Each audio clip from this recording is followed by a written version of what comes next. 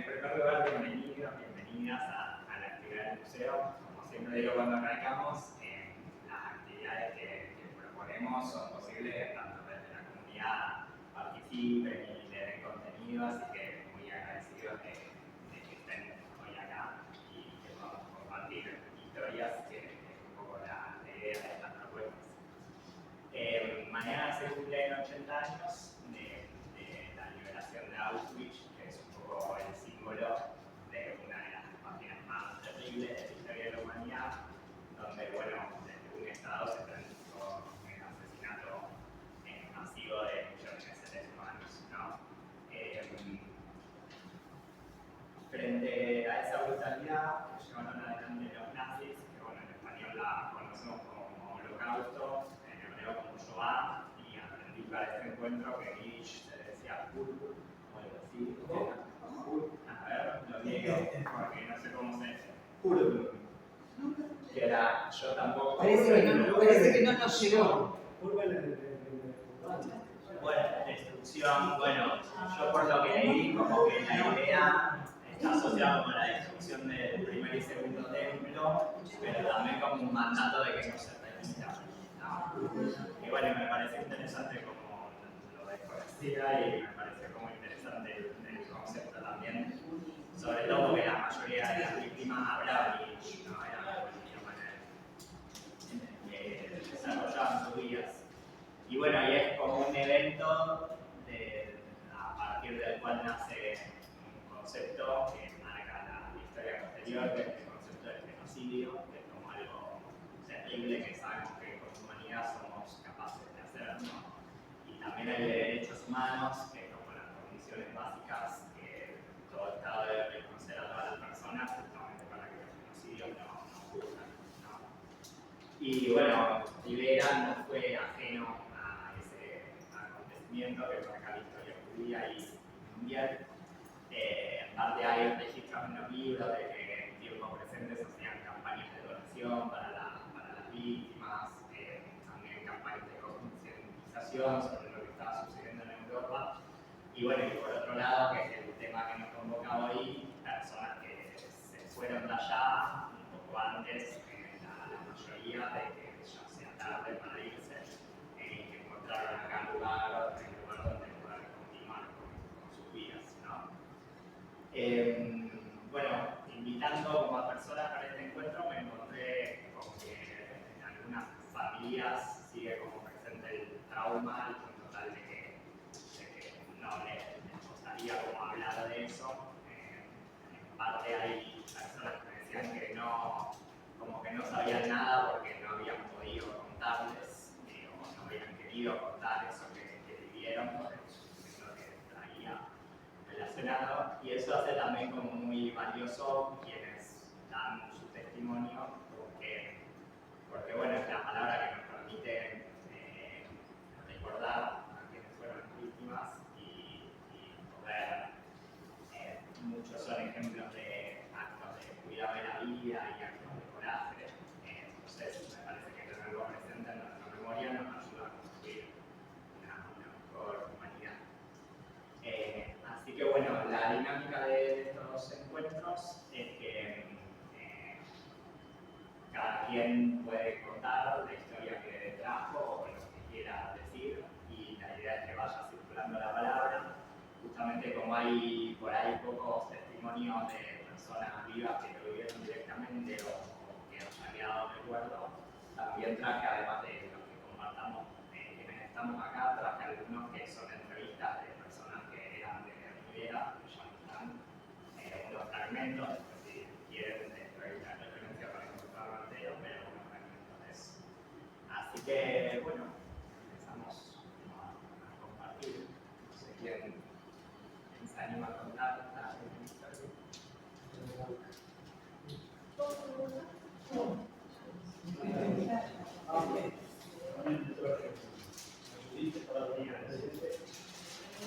Bueno, mientras Arturo cuenta, Arturo me pasó fotos, así que son... Sí, las fotos va a estar. Primero voy a hacer una biografía. Perfecto. Y después hay dos relatos. Un relato de mi hermana y un relato de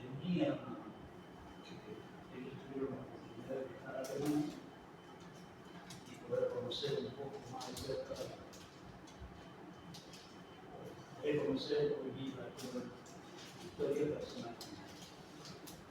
Me anoté algunas cositas. Bueno, primero, muchas gracias por invitarme.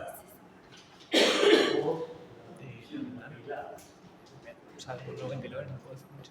Yo, los conocimientos que tengo son todos de recuerdos de mi mamá, que en una época se abocó totalmente a darnos conocimiento de la historia de la familia.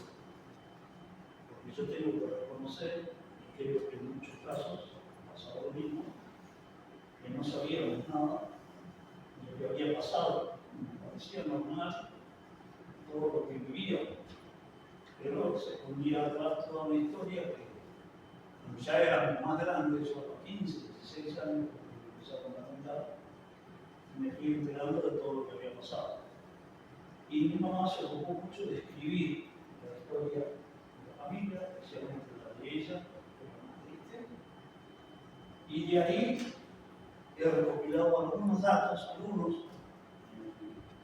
por material, hay mucho material, pero he ido directamente a los datos precisos. Y espero que sea útil y para mí no deja de ser una oportunidad de poder comentarles, porque seguramente nunca nadie supo nada de quién era Martín Saramonte. Ni Liberia, ni en ningún lado. Saramonte, todavía.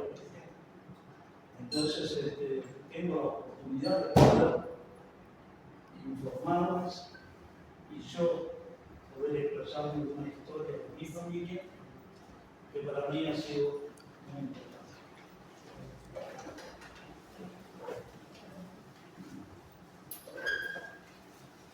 Bueno, mi abuelo Martín Saramonte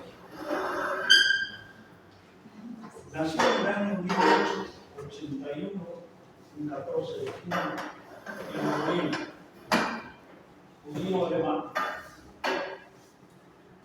En 1908 aprobó el examen de rabino en la Universidad de Estudios Judíos y posteriormente hizo el doctorado de filosofía. En 1910 a 1925 fue rabino en la ciudad, en la sinagoga de la ciudad de Frankfurt del Oder. Voy a aclarar, en Alemania hay varias ciudades con el nombre de Frankfurt. Y hay una muy importante que está de Alemania como dirección de sacerdocio, esa mesa. Otra ciudad que se llama Frankfurt de Mena, está sobre el río Mena. Y la que yo voy a hablar es de Frankfurt del Oder, donde mi abuelo estuvo desde el año 1910 al año 1925 como rabino. Se casó con Paula Baruch, de los cuales tuvo 4 hijas. Y una de esas hijas era mi hija. Ahí está, Y se llamaba Paula y no Se se llamaba llamaba. En esta pequeña descripción que voy a comentar, tal vez les va a llamar la atención, porque hay muchas personas que hoy en la familia están los mismos. Se pasa con Pablo, con Nina, con Martín, y creo que Arturo, yo tengo que mi abuelo,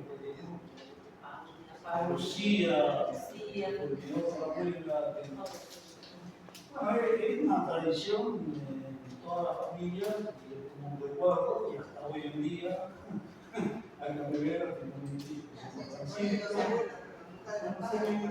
Sí.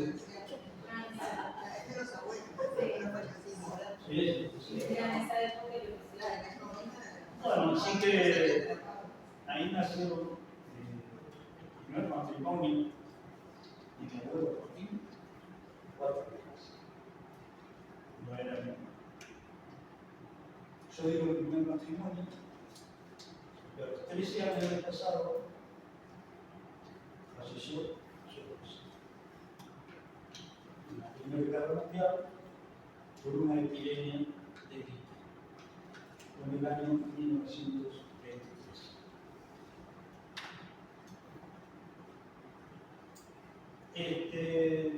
Fue un matrimonio feliz, fue un matrimonio exitoso, pero las cosas de la vida en aquella época, cuando venía la epidemia, fue muy difícil de controlar.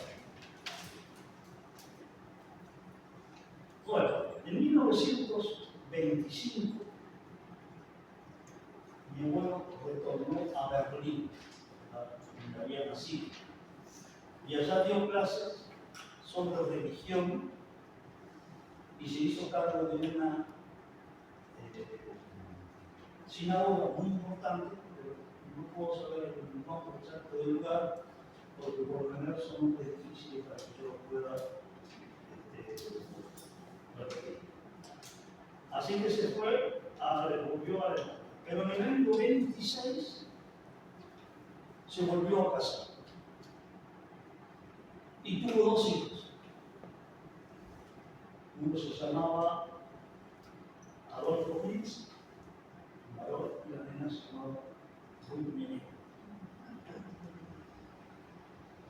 Lamentablemente, los 2 hijos fueron deportados al gueto de Dresden. Y en el año 42 fueron retirados. Mi abuelo, durante su estadía en Berlín, se ocupó de cuidar a ancianos, crear 3 hogares con atención religiosa, y eso le causó una gran satisfacción y alegría. Con todo eso, tuvo tiempo de escribir y escribió varios libros y varias novelas. Voy a nombrar algunas nomás, porque hay muchas que a mí me gusta pronunciar.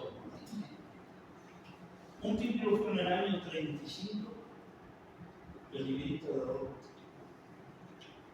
Otro libro fue en el año 36, La segregación del ser. Y 2 libros más, uno en el año 37 y el otro en 1938, con el nombre de Almanaque de los judíos berlineses. Hoy, ¿Esos libros se encuentran? y tal vez, no sé si tal vez sí, porque en esos lugares que fue mi hermano, había un lugar que era todo exclusivamente en Martín Salomón, y estaba toda la foto y todos los documentos.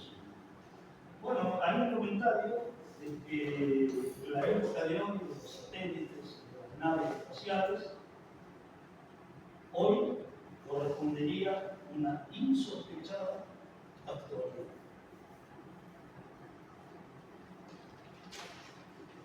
De 1933 a 1942 luchó infatigablemente para la salvación del resto. Ese fue el tema necesario de sus prédicas de aquellos años. Al mismo tiempo señaló a Palestina como el futuro para la juventud. Y ahora voy a hacer una pequeña observación que a mí me llegó mucho, y fue que en el año 37 mi mamá y mi papá emigraron y vinieron a la Argentina, a América, y mis otras hermanas, mi mamá también, una fue a Suiza, otra fue a Estados Unidos. Hay un comentario que ya a partir del año 35, muchos rabinos religiosos y muchos judíos alemanes se iban. Me ha contado mi mamá cuando ellos se preparaban para venir a la Argentina, a todas las fuerzas que habían llevado para que vengan, sabían que no había otro que se podía haber sido su salvación. Pero no, se sentía un deber tan grande por su país y sentía un deber tan grande con sus compatriotas judíos y no quiso abandonar su trabajo y se quedó. En el año 42 lo mandaron a Dresda, que era un gueto, y en el año 44 a Auschwitz, donde falleció la Cámara de Paz. Muy bien. Para milagro, que tu mamá les contaba, porque era gente no podía contar. Claro. No contaron. No, aparte que fuerte que después de tantos años, ellos pudieron volver, Sí, hermano. volvieron a Alemania. Y otro más, Eso tiene que dar más. claro, y la tía Ruth también. Bueno, ahora voy a contar la última parte. No me voy a extender mucho, porque todo eso es así. Fue un hombre que se dedicó muchísimo al judaísmo, se dedicó toda su vida, podía haberse salvado, podía haber venido a la Argentina y perdió a sus hijos también en el segundo matrimonio. Pero bueno, la vida da vueltas y hubo una oportunidad en que mi hermano, Rodríguez, que conoce la familia, también con toda esta literatura y con todo lo que mi mamá nos dejó, hay muchísimas casas, podría haber leído 2 horas. Pero bueno, esto son las claves.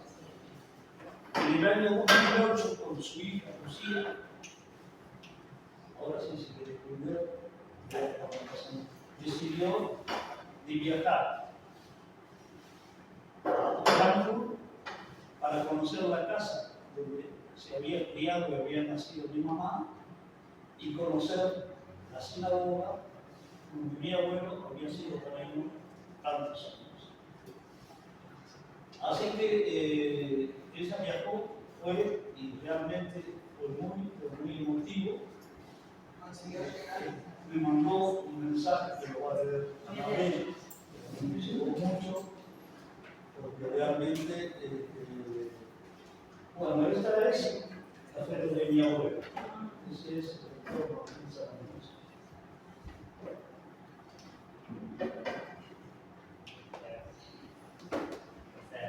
Claro, esta es la tía Ruth, el río de... Es que yo lea lo que Sí, mandó ahora ella. puede ver y puede mostrar. Ella nos mandó un mensajito, así muy chiquito, pero para contar lo que vivió. Viajó con su hija más grande, Lucía, entonces ella, pues en el año 2008 hicimos un viaje a Alemania con mi hija Lucía. Uno de nuestros objetivos era visitar el lugar donde había nacido mi mamá y donde había pasado los primeros años de su vida. Ella había estado escrito para las generaciones venideras, lo llevábamos con nosotros. Nos dirigimos en tren hasta Frankfurt-Oder, ciudad que queda aproximadamente a 100 kilómetros de Berlín. Desde la llegada tuvimos una agradable sensación en esa ciudad relativamente chica, con muchos parques, a orillas del río Oder, en el límite con Polonia. Era enero, y en el río los cisnes se desplazaban por entre el hielo. Empezamos a caminar en búsqueda de la sinagoga, en la que Martín Salomóvski había sido rabino. Después de mucho preguntar y deambular, la encontramos. Nos atendieron 2 personas mayores que nos confirmaron que ese era el lugar buscado. Aunque era una construcción nueva, ya que la original había sido totalmente destruida en la guerra. Nos presentamos como nieta y bisnieta de Martín Salomón. Y estas palabras obraron magia. Nuestros anfitriones nos dieron una efusiva bienvenida y nos abrieron las puertas de par en par. Nos hicieron pasar y lo primero que vimos en esa sala fue una gran foto de mi abuelo, muy parecida a la que teníamos en la pared en nuestra casa en el campo, en Colonia. El epígrafe de la foto es Martín Salomóvski, rabino de Frankfurt, 1910-1925. Doctor en filosofía, asesinado asesinado en Auschwitz, 1944. Un círculo de emoción se cerró entre nosotros. En ese preciso lugar, después de tanto tiempo, a miles de kilómetros, entre gente desconocida, la misma foto. Si bien yo nunca había tenido contacto directo con él, su historia cobró vida y ese momento tuvo el valor del recuerdo.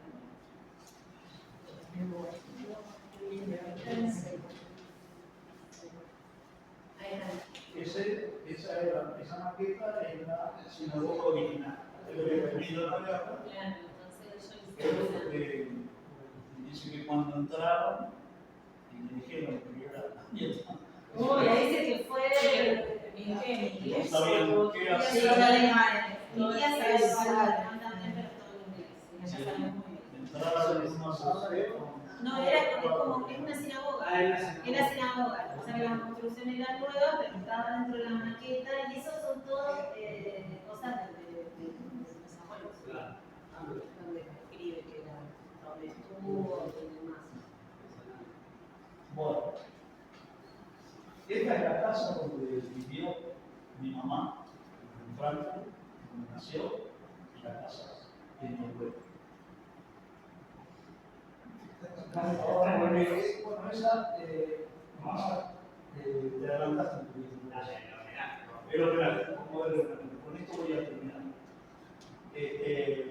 Resulta que en el año 2010, nosotros cuando estábamos enterados, le hacían un homenaje en Frankfurt a mi abuelo. Y le colocaban una piedra de tropiezo, se llama.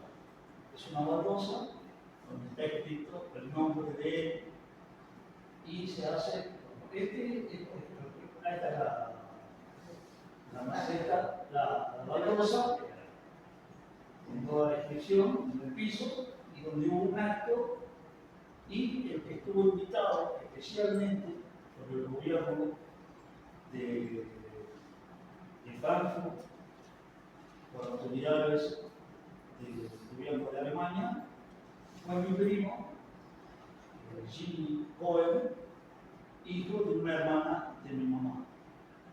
Él, bueno, terminaba muy bien en alemán, estábamos en contacto con todas esas autoridades, lo invitaron y ese es el acto que es en una plaza.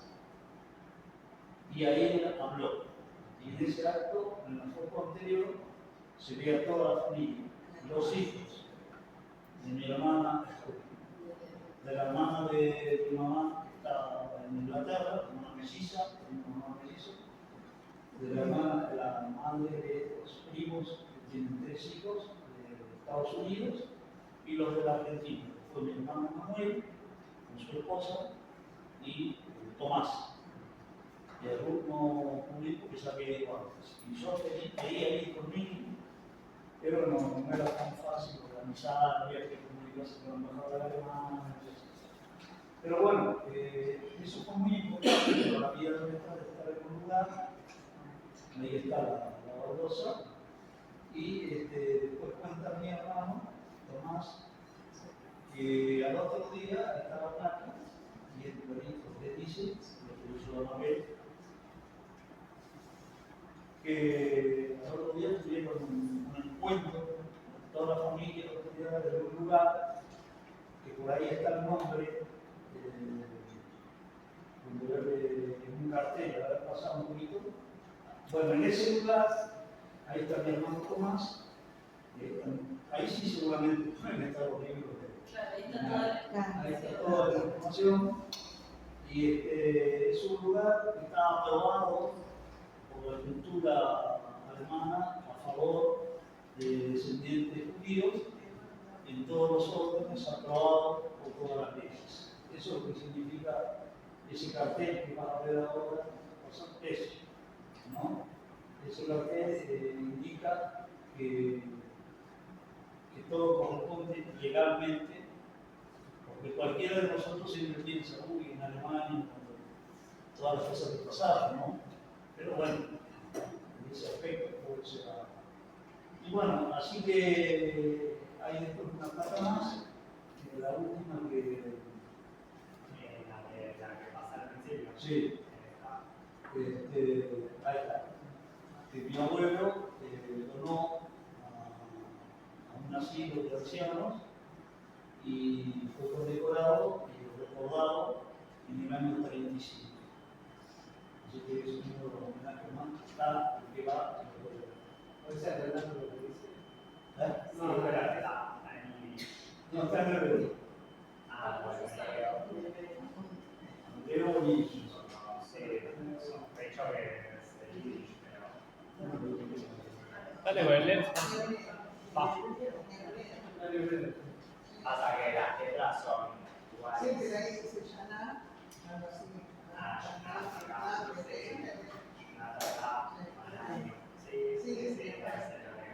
La rutina, ahora Bueno, con eso la parte de mi abuelo Martín Salomón por terminado. Solamente voy a decir 2 o 3 cositas sobre mi papá. Porque también vino de Alemania y también llegó en el momento justo. Yo quería les contar que mi papá estaba en Alemania y estudiaba abogacía. Como no le gustó en esos años la política que había en Alemania, decidió cambiar de carrera y estudiar medicina en Suiza. Se fue a Alemania y fue a estudiar medicina en Suiza. En un paréntesis de su carrera, volvió a Alemania de vacaciones y estuvo en Breslau, una ciudad pesada de Alemania, y en la plaza vio un cartel donde decía: prohibido determinantemente por el gobierno de Alemania, alemanes tener contactos, relaciones con mujeres judías. Y eso a él le chocó y le llamó mucho la atención y sacó una foto. Al sacar esa foto, lo vieron y lo detuvieron y lo llevaron preso. Estuvo 3 meses en una cárcel en Silesia. Perdón, Arturo, ¿en qué año sería eso? Eso habrá sido en el año 28, 29, más o menos, en la época de estudiante. Y tal vez un poco más, un poco más, 30 y pico. Porque ¿qué año nació? 12. El asunto es que mi abuelo, el padre de mi papá, era un abogado y escribano reconocido en Alemania, en el Ministerio Jurídico, trabajaba muy bien, en la época normal de Alemania. Y lo pudo sacar de la cárcel. De casualidad, un poquito más, no sabía más y había quedado. Entonces, por tal motivo, ya le quitaron el pasaporte para volver a Suiza a estudiar, todos decidieron emigrar y venir a la Argentina. Primero iban a ir a Israel, y tenían la opción de ir a Israel, como ya un hermano de un tío había venido a la Argentina, y para que la familia no se expanda, la estuvieron todos juntos, y esa es la Y el padre de José también. a 2 años más vino, el año 30, mi papá y mi mamá vinieron en el 37. Sí. Y mi abuelo, el padre de mi papá, vinieron en el año 39. Cuando vinieron tus padres que se estaban casados. Sí, se casaron y los No casó, tenían hijos. mi abuelo. Claro. Ellos llegaron a través de Yevich. No, ellos vinieron por su propio, después de estar en se conectaron con la Yevich, que primero habían ido a Río Negro y después le hicieron el contacto y vinieron acá y fue cuando se organizaron. Bueno, nada más, muchas gracias. Podría seguir hasta. Una historia recortita, nada significativo. Nada. Qué va.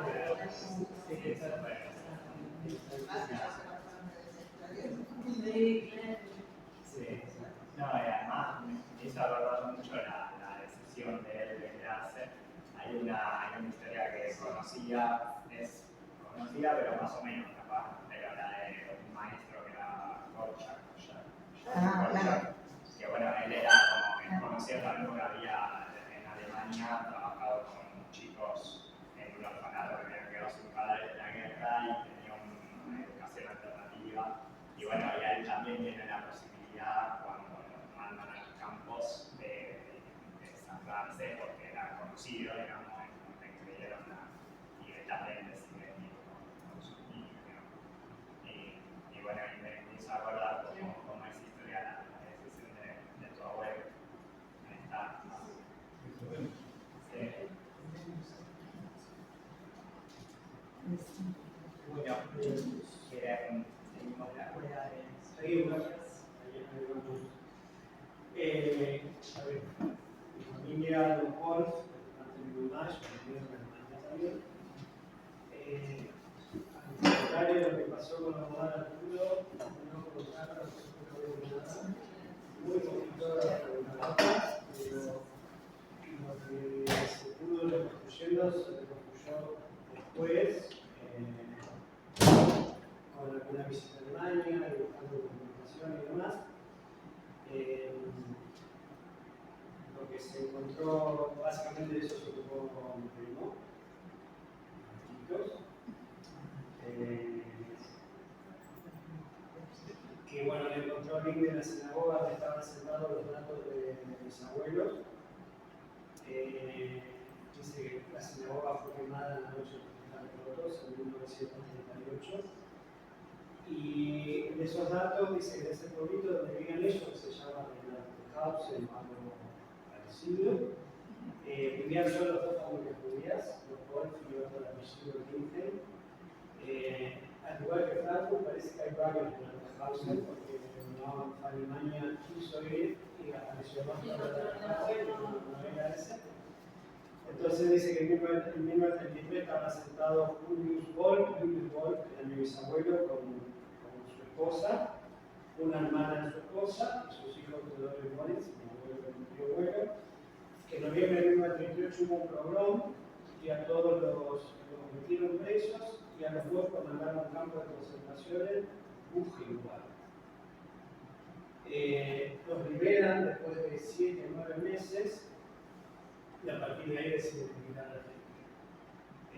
Entre la documentación que tiene mi primo tiene el documento que le dieron al ingresar al campo de concentración, donde están todos los objetos que llevaba, que tenía encima, que eran muchos, la camisa, el pantalón, no sé qué más. Y después, cuando salen, que se lo devuelven. ¿Sí? O sea, todo hacían el crédito. Primera incógnita es cómo salieron, por qué salieron en plena guerra, porque ya era plena guerra, cómo lograron venir a Argentina. Ellos llegan acá a Argentina en el 41. Primero llegan mis abuelos, mi bisabuelo con mi abuelo, y unos meses después llega mi abuela. Sé que contaban que para venir a Argentina se tuvieron que casar, se casaron, no sé si eran novios antes o no, pero se casaron para venir acá. Tampoco está claro cómo entraron, en el 41 estaba prohibida el ingreso de los judíos más provenientes de Alemania y Argentina, así que ahí yo no sé si fue por intermedio de la nieve, si pudieron entrar, o no sé cómo, esos datos no los tenemos, nunca cambiaron. Y como decía yo, nunca contaron nada, o sea, por ahí abren la boca a mi mamá y a mi tía, pero a nosotros jamás nos contaron absolutamente nada de eso. Ya pasado el tiempo, el gobierno de Alemania nos invitó a que regresen. En este pueblito de donde eran, hay un museo donde rescata la historia de las familias. Está la historia de las familias de ellos, lo que pudieron comentar, incluso una foto nuestra de chiquitos, o sea, nos sacaron una foto que estaban los abuelos, mi mamá con mi papá, obviamente, mis tíos y nosotros pequeños, y esa foto está en el Museo de Alemania. Hicieron un trabajo muy interesante de tratar de recopilar datos y también un trabajo muy interesante en cuanto a reconocer los errores que tuvieron. Cuando fue mi primo, fue el año pasado, cuando mi prima del pueblito fueron a la casa donde vivían ellos, que está habitado por la misma familia que los nombró. O sea, ellos cuando se fueron les pudieron vender la casa a una familia de Alemania que eran como amigos que ellos conocidos. De hecho, intercambiaban correspondencia después, o sea, tenían una buena relación. La casa obviamente la reformaron, porque las casas en Alemania, más en la zona rural, tenían como el establo abajo, donde tenían los animales, y la casa arriba. Porque de esa forma aprovechaban el calor del animal para que esté un poco más calentito, digamos. Entonces, bueno, obviamente la reformaron, la parte del establo pasó a ser comedor, qué sé yo qué. Almorzaron con esa familia, saludaron, obviamente descendientes de los que me compraron. Y en un momento uno de los hijos se quiebra y le pide perdón a mi primo por todo lo que pasó. O sea, como que esa cuestión de culpa siguió latente, pero también esta cuestión de decir, bueno, tenemos que recordar lo que pasó, básicamente ¿sí? Lo mismo sucede con los campos. En todos los campos están, de hecho, encontrar el primo que es en las escuelas es como obligatorio ir una vez en cada ciclo, una vez en primaria, una vez en secundaria, a un campo de concentración para que vean qué es lo que pasó. Así que bueno, mis abuelos vinieron de 41 acá, no sé si a través de Gallevich, pero sí se colonizaron acá en Gallevich. Ellos eran alemanes y vieron que Gallevich tenía como colonias de judíos alemanes, una en Veneciana y otra acá. A ellos les tocó colonia Lichtenstein allá, no sé por qué razón también, estaban obviamente medio perdidos. Nunca pudieron hablar castellano, nunca aprendieron a hablar castellano. O sea, mi abuelo era el que más hablaba porque era el que hacía las compras, pero lo básico, nosotros nunca pudimos tener una conversación fluida con ellos. O sea, yo cuando era chiquito vivía mucho con ellos, entonces, nada, se ocurrió alemán, después me lo olvidé. Pero bueno, eso marca una de las cuestiones que quedaron ahí del desarrollo. Y sí hay una historia de un primo de mi abuelo, que como de la familia de Arturo también era abogado, como que era un abogado reconocido en su momento. Después el nazismo le prohibió ejercer como abogado, entonces él entró en el gobierno judío como ayudante. Y en esa función se ocupó de conseguir los papeles a los judíos que se querían para que puedan integrar a Alemania. Ayudó a muchísimas familias y llegó un momento cuando veía que ya tenían que irse porque no daba para más, él los quiso ir, quiso seguir quedándose, y bueno, terminan recortando a Auschwitz y lo terminan matando. Mi bisabuela, mi mamá siempre me contó que se murió de tristeza. O sea, ya a los 2 años que llegó a Argentina, se murió y dice que se murió de tristeza. Hay que imaginarse morirse de tristeza. Bueno, imagino que el tema del desarraigo, del no idioma, de parte de su familia que quedó allá y demás. Así que bueno, mis abuelos siguieron con su vida acá. Una vida muy tranquila, o sea, ellos nunca demostró ni odio, ni rencor, ni nada. Siguió manteniendo todos los rituales judíos, o sea, se ponían los testigos todos los días, veían chico de Padre Shabbat, comían ayer, o sea, separaban lácteos de cosas, o sea, eso lo siguieron manteniendo, pero bueno, nunca quisieron volver.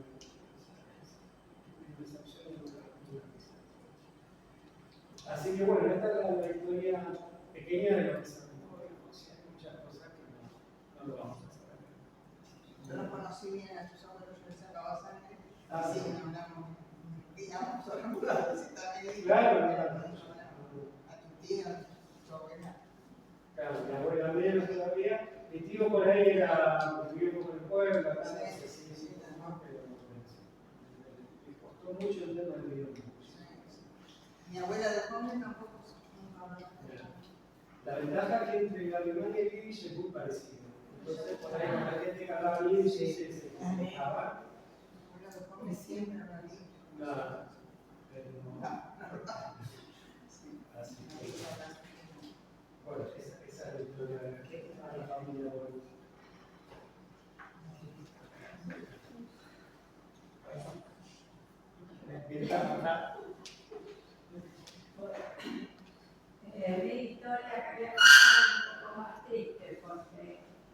alemanes pasaron mal, pero tuvieron un preaviso, porque empezaron a quitarles derechos, no podían ejercer su profesión, no podían trabajar, los chicos no podían ir a la escuela.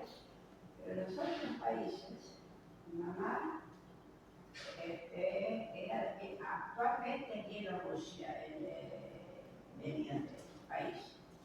Pero ella entró acá con pasaporte polaco y dice que le contaba que estuvo con nacionalidad rusa, polaca, alemana y de Bielorrusia. Porque cada vez que invadía, lo invadía, cambiaban la nacionalidad.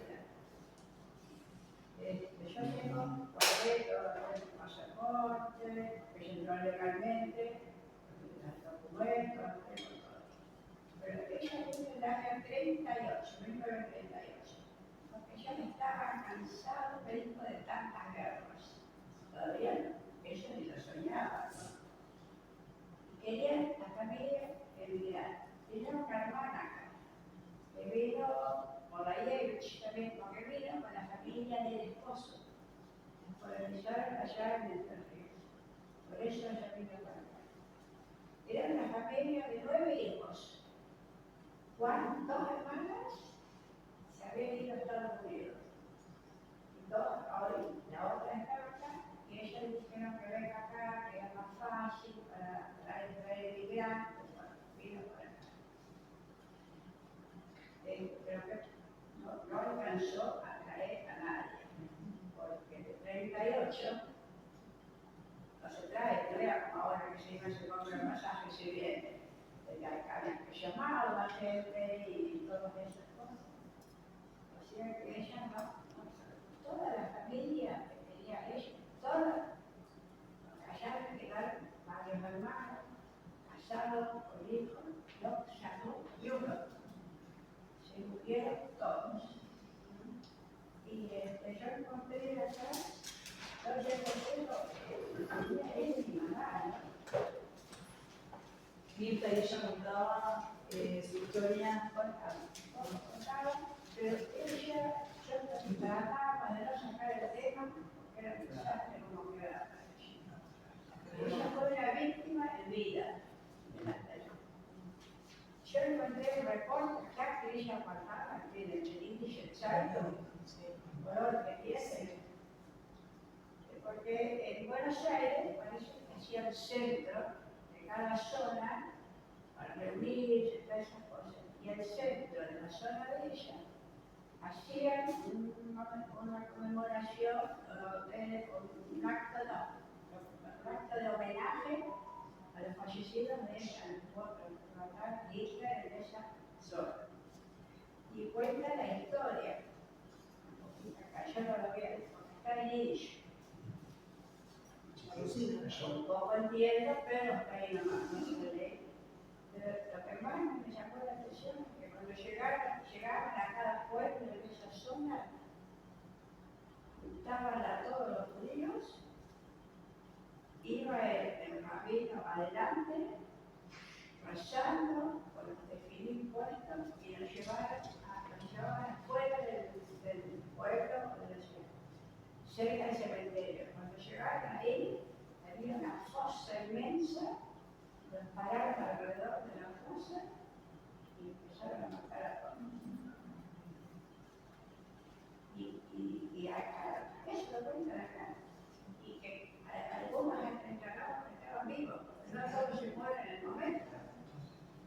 Eso contaron, pero había parte que y mi mamá lo tenía, imagínate vos cómo nada.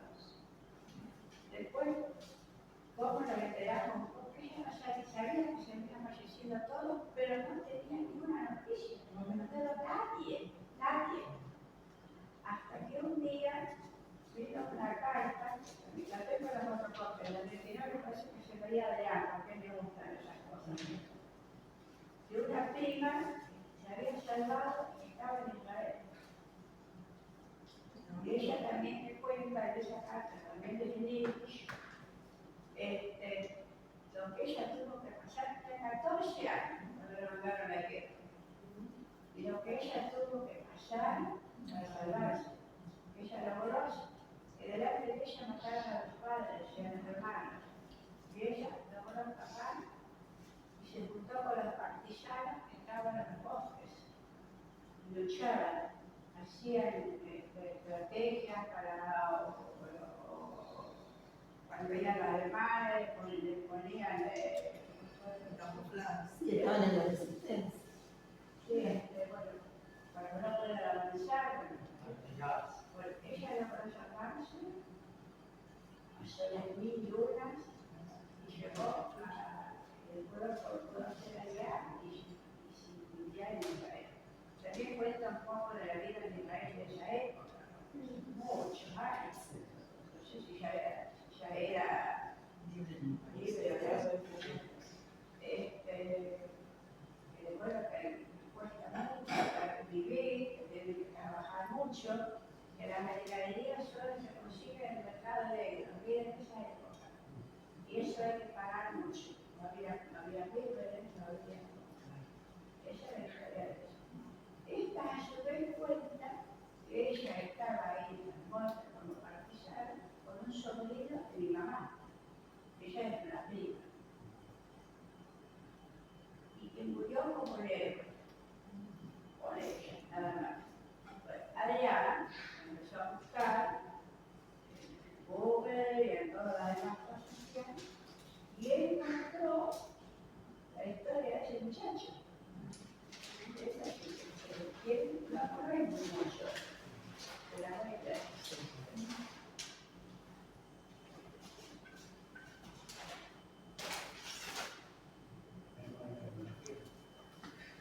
Ella te lo dice más porque me lo mandó por WhatsApp.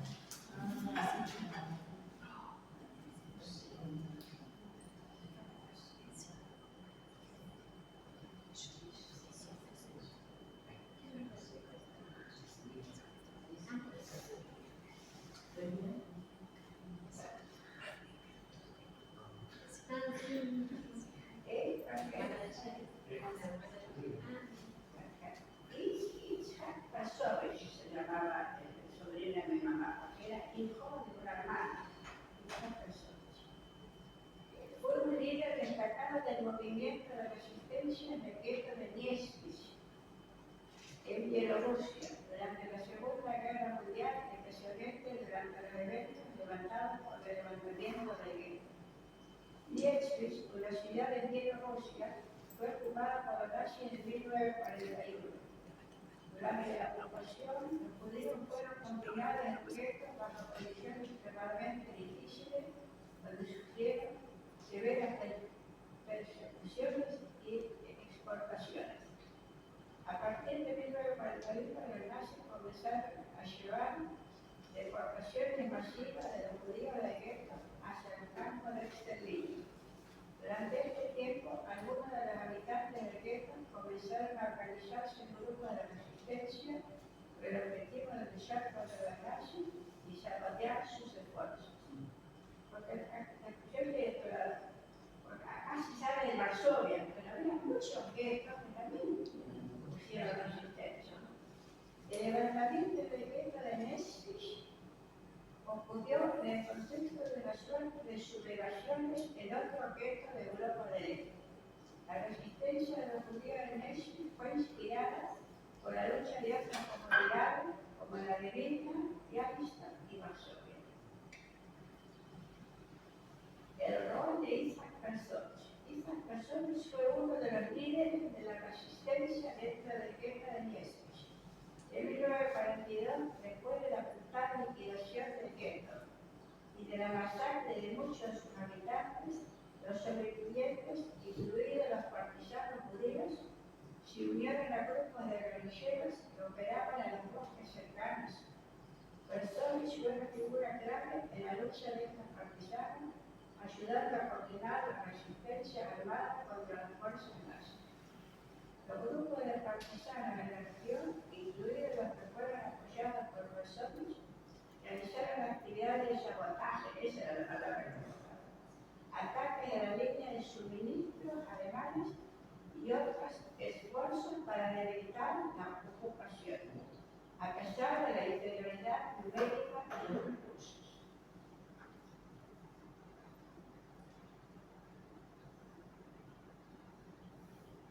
Últimos años y décadas, como muchos otros líderes de la resistencia en el gueto, Isaac Balsovich fue testigo de una lucha desesperada por la supervivencia. Después de la derrota de los nazis, el final de la guerra, los sobrevivientes de las revueltas, como la de Nietzsche, fueron reconocidos por su valentía y resistencia. Sin embargo, como muchas otras guerras, el número de sus sobrevivientes fue pequeño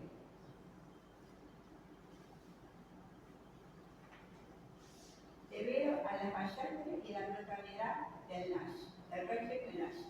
Balsovich, al igual que otros miembros de la resistencia, es recordado por su coraje y su lucha en condiciones extremadamente difíciles. Aunque la resistencia del gueto de Dresden no tuvo la visibilidad que otras luchas de guetos como Varsovia o Vilna, su contribución es una parte integral de la historia del Holocausto.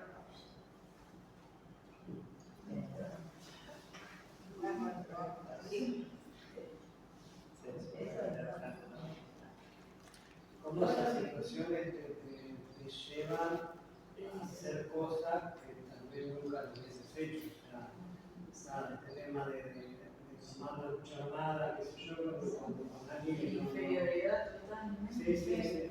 Tampoco en condiciones de vida normal no lo hubieses hecho nunca. Situaciones límites. Hay artículos que dicen que no se organizaban para luchar contra el alemán. Pero hay hubo casos, pero no tenían los medios para ello.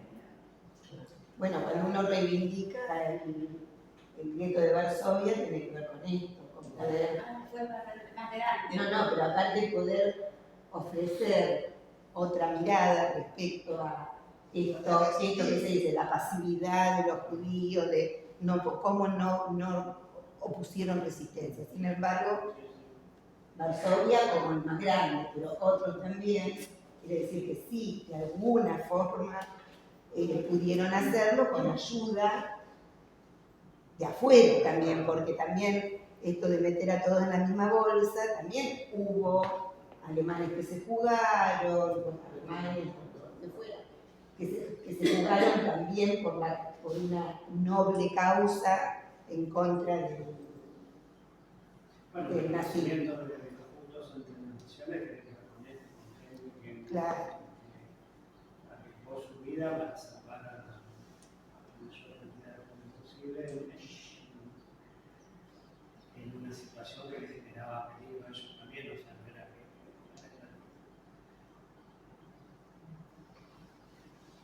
Bueno, les cuento una historia yo y después la historia que traje que... Yo me dijiste que Sí. Él me pidió que te traiga de Lota Rosenthal. Sí. Yo mucho no sé, pero algo contaba cuando venía. Yo lo que puedo contar es las circunstancias cuando está aquí, como que me tocó vivir antes de venir para acá, porque él siempre lo contaba. El padre de él fue llevando, antes de eso ya empezó, como se dije antes, él iba, no terminó acá a los 10 años, o sea que ya iba al colegio. O sea. Cuando él empezara en el colegio, todos los chicos ya a evitarlo y a evitarlo que era judío y todas esas cosas. Y incluso empezaron a pegarle cuando salían del colegio. Entonces la maestra, que no era nazi, lo protegía. Y hasta que lo habían apuntado o ya lo llevaban, no sé. Pero llegó un día, la maestra vino a la casa y dijo, hasta ahora yo pude protegerlo, pero ahora más no puede concurrir más al colegio. Recibí orden que ningún chico judío puede ir más al colegio esta tarde. Así que se quedó sin colegio. A su vez quedaron sin actividades, porque todos los comercios cerraban, los empleados eran despedidos y llegó el momento que al padre de Lota lo llevaron al campo de concentración. Al jefe de familia lo llevaron al campo de concentración. Ella ya tenía medio planeado para irse, que a él lo llevaron. Se quedaron ahí todos. Pero tuvo la suerte que de ese campo de concentración se encontró con un ex compañero de él, porque él fue combatiente en la guerra del 14, el padre de Lota. Se encontró con un ex compañero de él, que era alemán, pero estaba ahí junto a la trinchera, qué sé yo. Y el padre de Lota se había destacado y tenía una medalla, le habían dado una medalla hindú. Entonces hablaron con ese compañero, ese compañero es lo que estudiaba, él era un alemán, entonces el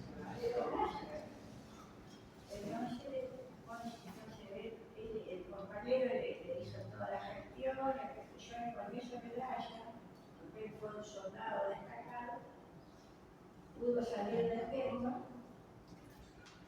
y ya tenía el pasaje y todo para irse.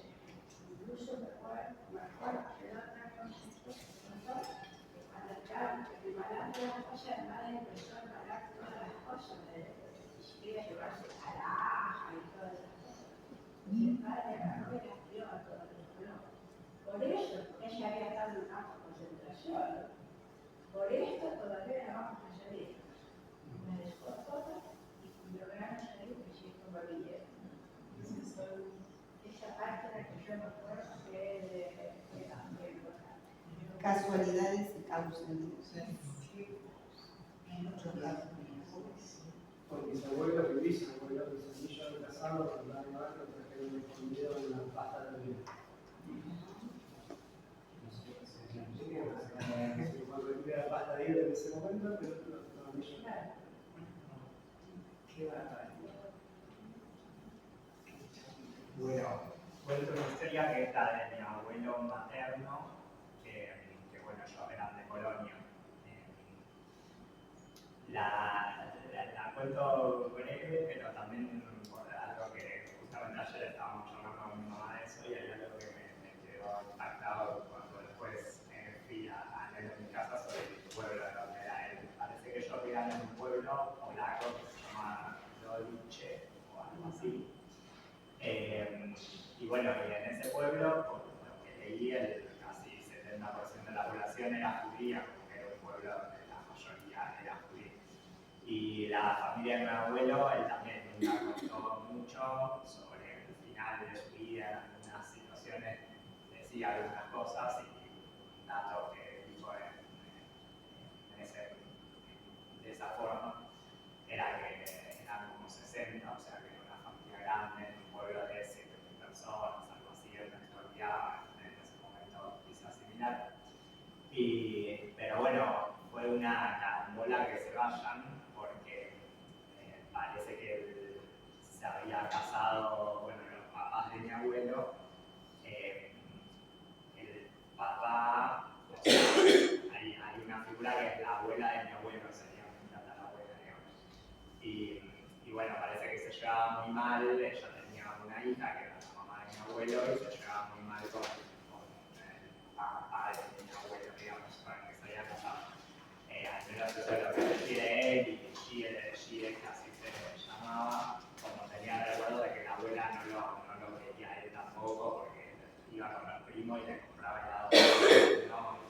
Entonces como que se ve que había una situación ahí familiar que no daba, y por eso, quizás por alguna cuestión económica, pero por eso decidieron venirse de la forma que se venían mucho, que era venía primero uno, conseguía trabajo, cuando compraba, mandaba para que se puedan venir, y ellos deciden hacer eso a principios de la década del 30. Y bueno, y para se viene de esa familia por ese motivo que no tenía que ver con el contexto político social en el momento, pero bueno, son los únicos que logran venirse, porque después, bueno, los nazis conquistan Polonia, hacen lo que hacen y no quedó nadie. Y lo que me llamó la atención es que busqué en Wikipedia porque no sabía bien el nombre. De hecho, yo tuve la oportunidad de estar en Polonia y no, como que no encontraba. Mi abuelo como ubicaba Lublin, que es como una ciudad que queda cerca, pero no el pueblo en sí. Y bueno, mi mamá me mostró un documento de él donde dice el lugar y lo buscamos y existe en la actualidad. Y en Wikipedia figura la parte de historia judía en esa comunidad. Y me impactó mucho que, bueno, que la mayoría de la comunidad, pues cuando los deportan, no queda prácticamente nadie, pero hay algunos que sobreviven a los campos y vuelven a su pueblo, y los propios polacos del pueblo los echan. Después de haber sobrevivido a los campos, como que, nada, me parecía como una crueldad adicional, digamos. Sí, es ¿no? Bueno, les cuento una historia más y después les paso dos voces de otras personas. Y esta historia, hay una persona que invité que no pudo venir, pero que les cuento, o sea, este registro lo hizo él, que se llama Rubén Seminari, quizás lo conocen porque es de la Regueira. Sí, puede que tenga familia en Ascona, no, yo conozco a Seminari en Ascona. Pero bueno, es un hombre, él me contó que... Sí, mira, bueno, súper interesante el laburo que hizo hace tiempo. ¿Cómo?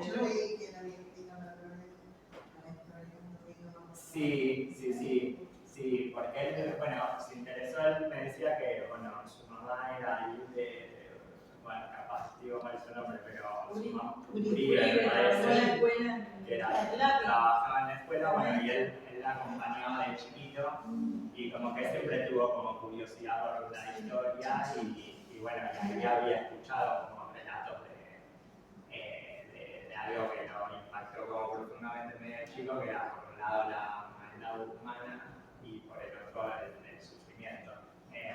Entonces como que él después de grande como que sigue siendo veterinario, pero como que se siguió teniendo inquietud por lo histórico, y en un momento siendo profesor en una escuela de monjas de la Regueira, de cultas, algo religioso, como que propone venir a entrevistar a personas que habían sobrevivido a la Shoah, en la Regueira, ¿no? Entonces vienen y bueno, y hacen un par de entrevistas, y bueno, y él siguió haciendo eso, entonces algunos testimonios de personas que ya no están, como que quedó su voz, porque bueno, tuvo esa voluntad de preguntarle que registrarlo. Hay varios registros, pero bueno, y en este, acá, que es el único que no tengo de voz, pero me pareció interesante porque justamente es una mujer que no vivió en Rivera, pero que tenía familiares en Rivera, que es la Regina Fish, y que Regina Fish, que es familiar de Isaac Fish.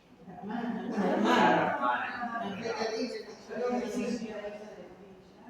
Bueno.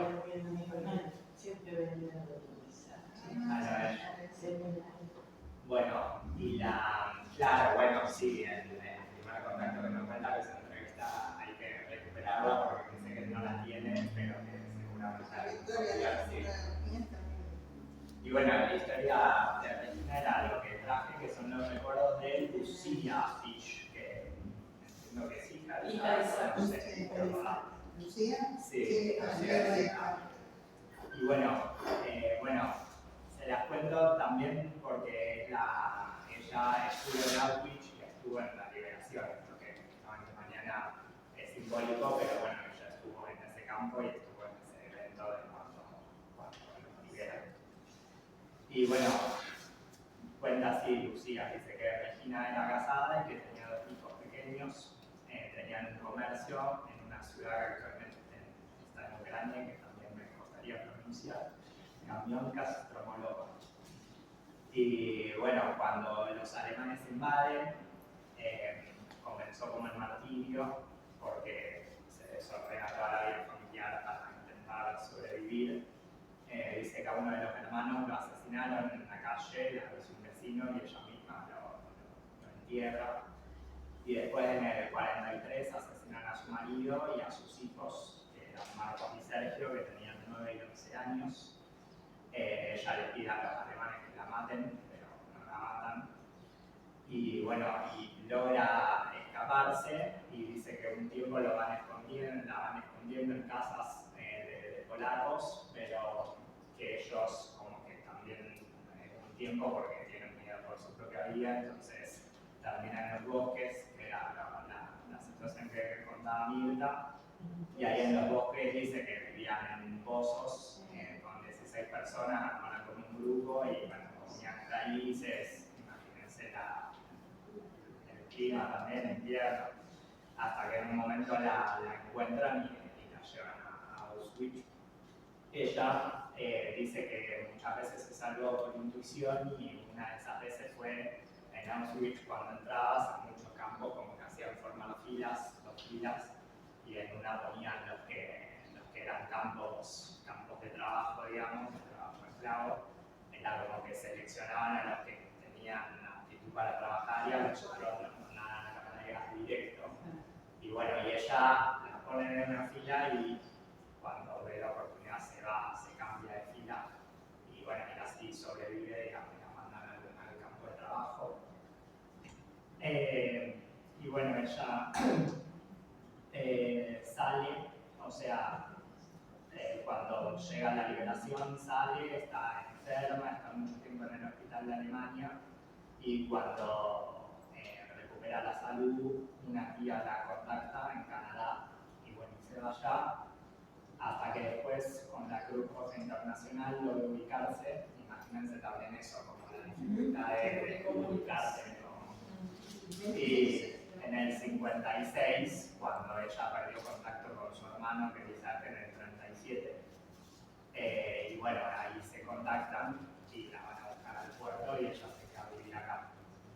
Y dice que vivió en Junín, que se veían, que siempre compartían lindos momentos. Y bueno, que murió en el 96 a los 89 años y que aún sostenía a diario una vieja foto que había sobrevivido con ella.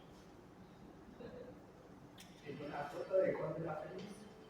Su esposo y sus hijos.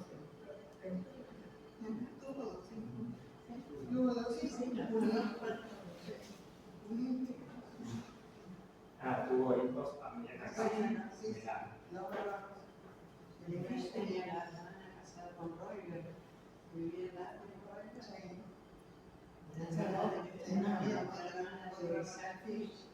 Mirá.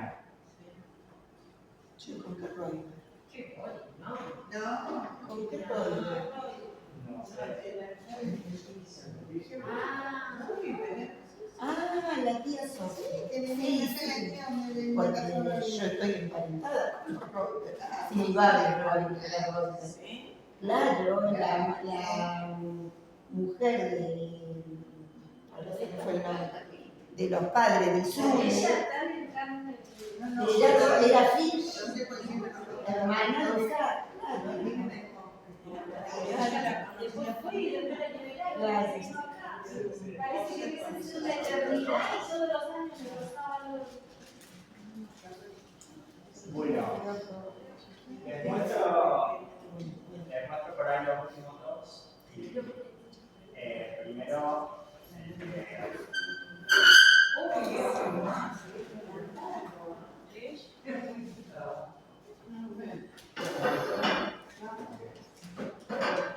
¿Te tapamos ahí? Yo te tapo.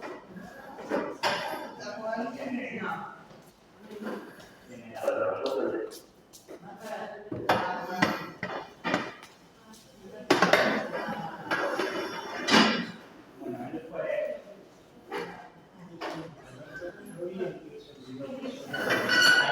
Sí, sobre Freire encontré que hay bastantes cosas.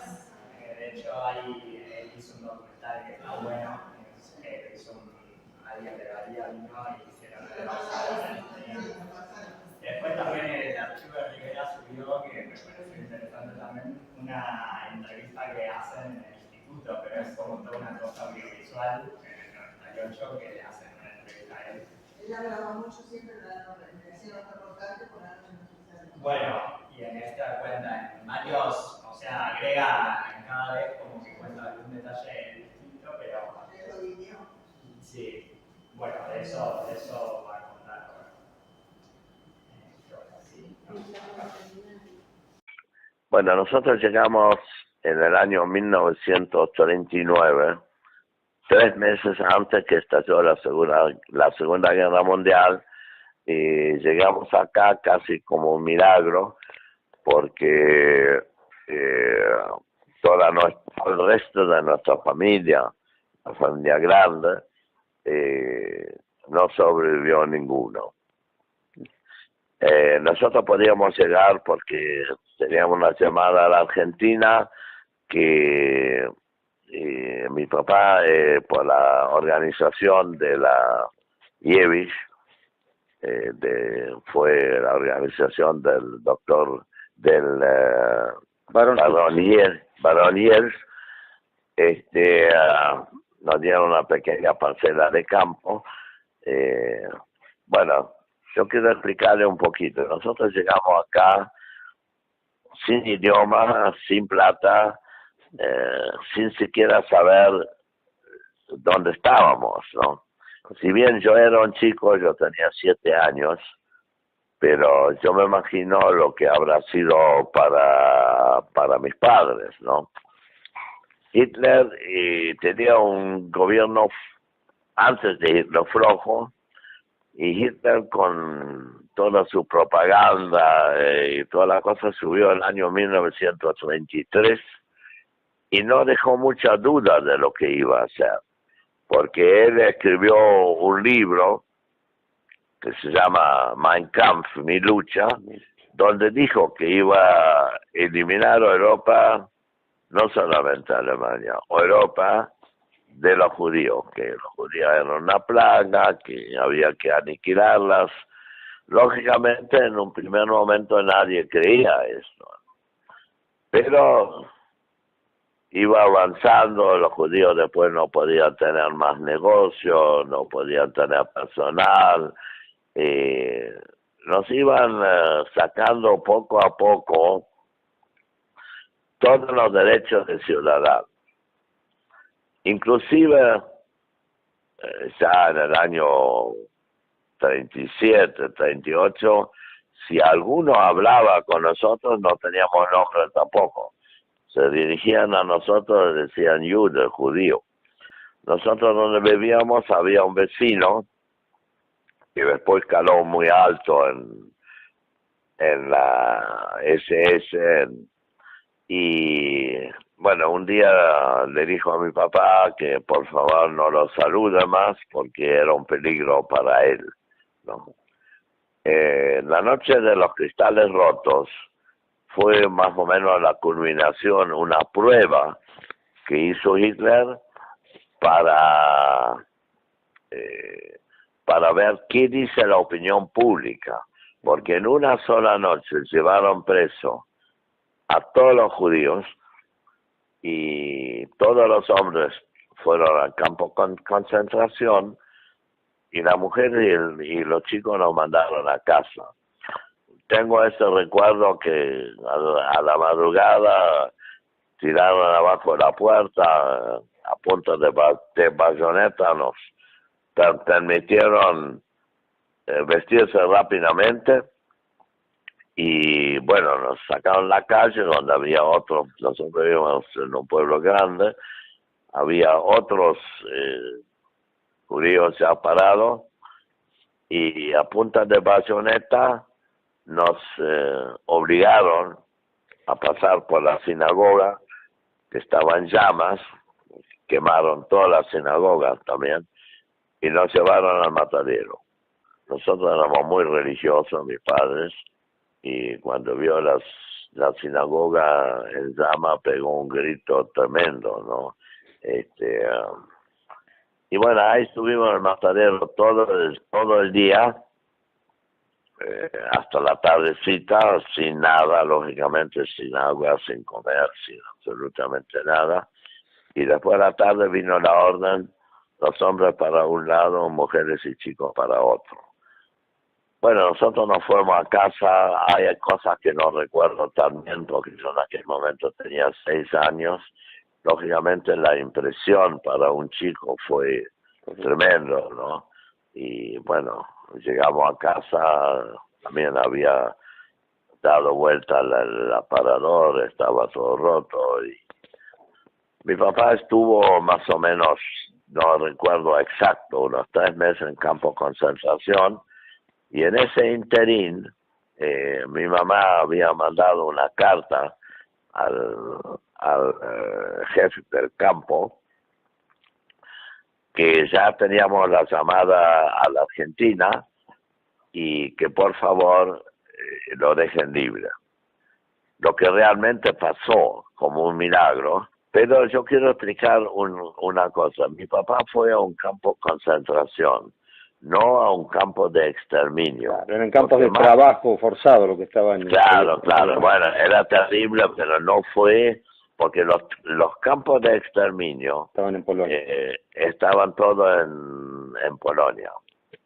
No estaban en Alemania, sí. Correcto. Bueno, Auschwitz, Treblinka, esos fueron fábricas de matar gente, porque tenían los famosos las cámaras de gas y de todas esas cosas, ¿no?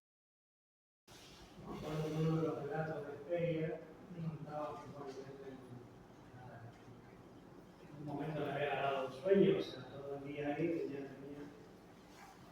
Y este vecino, que era de los que cuidaba, qué sé yo, hacía de chiquito. Entonces, hizo una camita con la paja ahí de cosas y le dijo, al día de tanto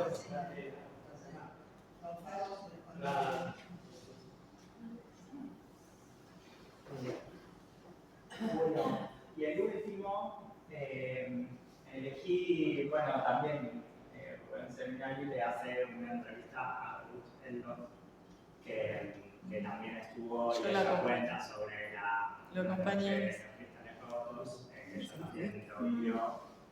Me había dicho reportaje muy interesante esa señora Sheffer. ¿De quién a quién?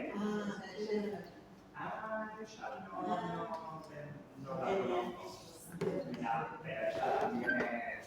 Sí. Cuando me contaba que tenía que juntar boca en el campo para el piso, ella no podía, era una cosa más fuerte que ella, horrible, te imaginas, y que iba a grabar papeles, todas esas cosas. Digo, no, es muy interesante. Mira, ¿te acordás de los radios? Sí, eso lo habían hecho en reportajes en la radio, él hizo muchos de esos. Y con muchas cosas guardadas. Y si lo hizo Rubén Cervinelli, ¿para qué? No sé si Rubén Cervinelli. No, o era lo hizo Hugo. Hugo directamente. Y hay que ver si lo tiene grabado. Muy buenos reportajes que pasan en una época, sí, y está bueno porque... Y cuando estaba en el sótano, con cassette me acuerdo que no sé si los digitalizó, ¿no? Alguna cosa. Sí, sería interesante justamente para que el museo se conserve ahí.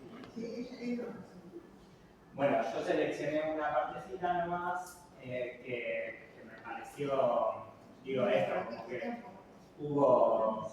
hubo gestos dentro del protocolo general, esto que contaba, que hablaba Speyer, como gestos de gente que actuaba distinto, ¿no? Y bueno, ella cuenta uno allá en Alemania, pero también recogí uno de cuando ella llega a Argentina. La primera impresión que le da a nuestro país, que me parece que también es como simbólico de lo que significó Argentina para un montón de gente que huía de Europa. Ruth, entre los recuerdos que usted me contó hay algo que me impactó mucho. Ustedes tenían una posición económica muy buena en Alemania, perdieron todo, vinieron en el barco con la promesa que le iban a mandar las cajas que nunca llegaron con lo puesto en un bolsito. Nunca. Y usted venía en el tren de Buenos Aires a Rivera sin conocer la lengua, sin conocer el país, y de golpe se despertó en un banco del tren. ¿Y qué había pasado? Sí. Bueno, estuvimos cansados, no sé de qué, pero ya esperaba mucho hasta que venía el tren y no había mucha gente tampoco. y nosotros no estábamos vestidos para la noche, no teníamos ropa un poco más gruesa, porque hacía frío. Era el 15 de abril del año 39 que llegamos a Rivera. Y yo me había acostado en un banco porque estaba cansada de estar sentado y los bancos de madera, y me dormí. Cuando uno es joven es más fácil. Y tenía muy poca ropa, un vestidito, no sé, una blusa. Y dormí hasta que el tren llegó a Rivera. Paró de golpe, así. Y yo me despierto y miro, está tan calentito. Estaba tapado con un poncho. Y enfrente mío había otro banco donde estaban sentados dos gauchos, vestidos de gauchos. Y me miraban y se reían. Y yo miro el poncho, estaba tan calentito, digo, bueno, eso me habían tapado. Y le dije, gracias. Y ellos se reían. No sé lo que me contestaron. Mis padres estaban enfrente en otro banco, no sé cómo pasaron la noche, pero por lo menos pensé yo para mí, gente que no me conoce, son gauchos que no deben tener mucha ropa, pero tenían un poncho para taparse ellos. Y cuando vieron que yo estaba con manga corta y estaba acostado en el banco de enfrente, me tenían lástima y me tapaban con el poncho de ellos. Entonces yo pensé, los argentinos tienen que ser buena gente, porque eso en ningún país lo habían hecho. Bueno, no sé si se lleva algo así, lo que contaba más o menos. Algo así. Es como que ella llega y se viene para Rivera en el tren con sus padres y como que tiene frío a la noche y de repente en un momento se levanta y está calentita y le llama la atención y se da cuenta que está tapado con un poncho. Y ve, claro, está como en un banco de madera, sé que los trenes en ese momento no serían la mejor comodidad. Sí. Y bueno, claro, veo una pareja ahí de gauchos y como que se lo habían dado y como que ella dice, como que tampoco era que estaban muy obligados ellos, pero le da el poncho a ella y como que dice, bueno, no, qué bien que esto es Argentina, ¿no? Así que, bueno, eso, no sé si alguien quiere decir algo más, pero a mí me pareció súper interesante y de las que venimos haciendo en el museo, por ahí no serán más alegres, pero bueno, la historia no siempre es alegre y está bueno construir memoria de lo que pasó y de ahí venimos. Sí, muy buena.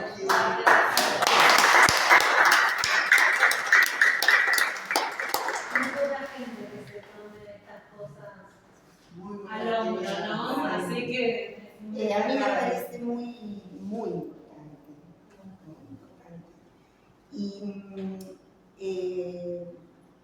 me quedaron algunas cositas, vos, Claudio, que decías con respecto a Alemania, que cualquiera podría pensar que en Alemania, no sé en qué momento fue que decías, bueno, en aquel contexto, sin embargo, hubo gente, bueno, más o menos lo citamos.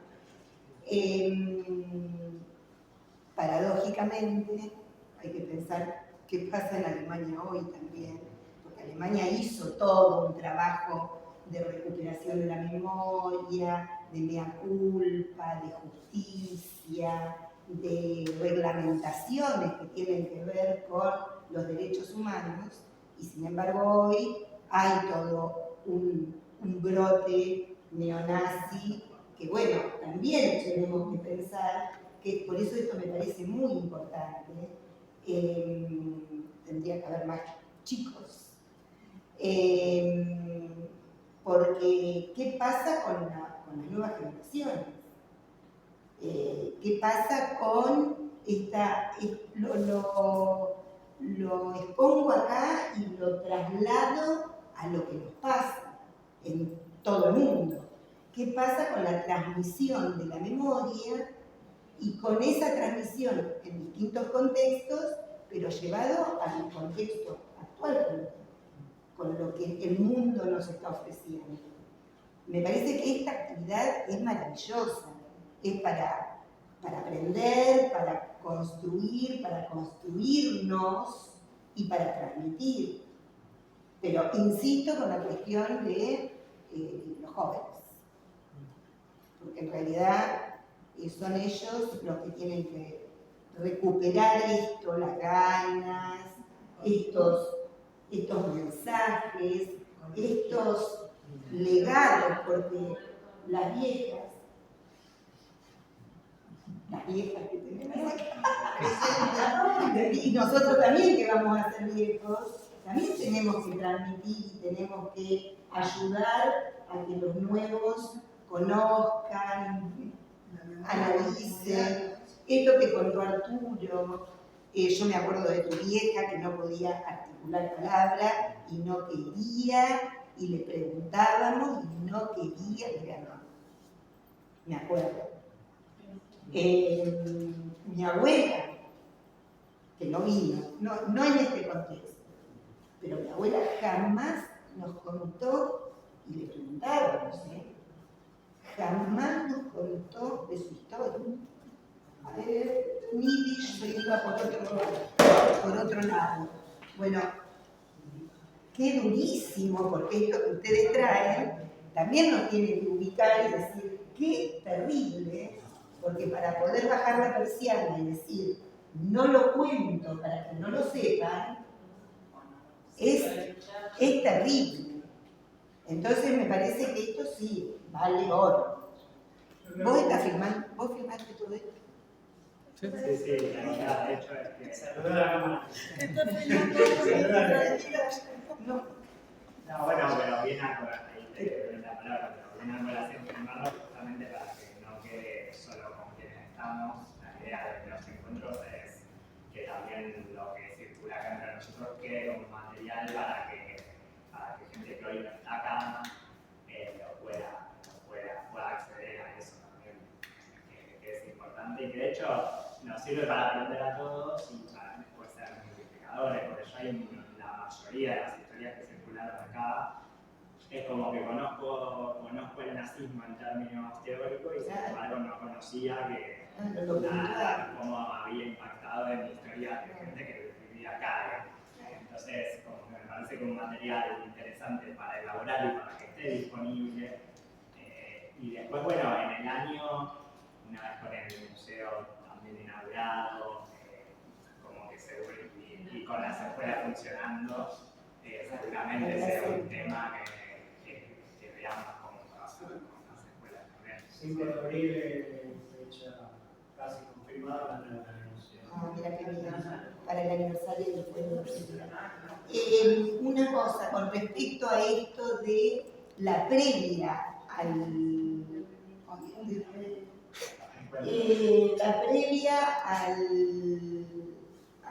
nazismo puro, digamos, a la eclosión o a lo que muestra Hitler, que es lo que quiere Hitler y sus secuaces, de lo que quiere hacer, lo que fue pasando antes, que también fue mencionado en algunas situaciones, esto de no te podés casar con una judía, a esta escuela no podés entrar, que en realidad, bueno, es el huevo de la serpiente, o sea, cómo se fue macerando esto para que realmente Hitler tuviera el poder que tuvo.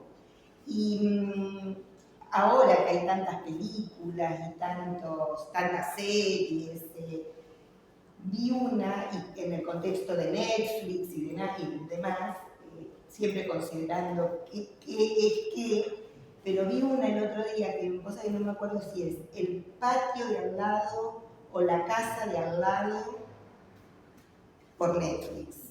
Véanla porque es lo que pasó, pero también lo que pasa y lo que nos puede pasar, Julile, como se dice en inglés. Bueno, no hablo de... Me parece que la vi, o sea, que la vi ahí como para verla, que me aparece, pero no le di mucha bolilla, la pasé. Ahora me fijan, sí. Muy bien. Bueno, No, quería, a ver, con esto de la transmisión, yo analizando un poco porque, así como hay gente muchos que se llegaron a transmitir, hay muchos que lo tomaron como el leitmotiv de su vida, contar para que el mundo sepa. Hay mucha gente que dedicó eso, hay organizaciones que tomaron sus voces y que en los últimos años, viendo que ya quedaban pocos sobrevivientes, idearon un programa que a chicos jóvenes que convivan con esa gente para que les cuenten todo, para que después ellos puedan transmitirlo. Y pensaban por qué no contar lo que no contaron, por qué no lo hacían. Imagino que sería, por un lado, una forma de preservarse, no volver a vivir ese horror, y por otro lado, preservar también a sus hijos, o sea, decir, bueno, tratar de mantenerlos alejados de eso. Una vez, el año pasado, vino acá una señora, Enterman apellido, que su mamá vivió acá y se fue a los 13 años, y ella dice, nada, comparando, pero no es la misma situación, dice, mi mamá nunca me quiso traer a la Rivera porque dice que ella la pasó tan mal en el campo de su infancia que no quería que yo viva en eso. O sea, una señora de 80 años que no conocía a Rivera, que vino acá a los 80 a conocerla y a ver dónde vivía su mamá y todo esto. Así que me parece también que tiene que ver con esto, como preservar a su familia, a sus hijos de esos horrores. Y hace unos años que vino, ya no nombraba a ese señor sobreviviente, que después de muchos años empezó a contar y uno que dio acá. Mónica de la Huidó. Sí. No,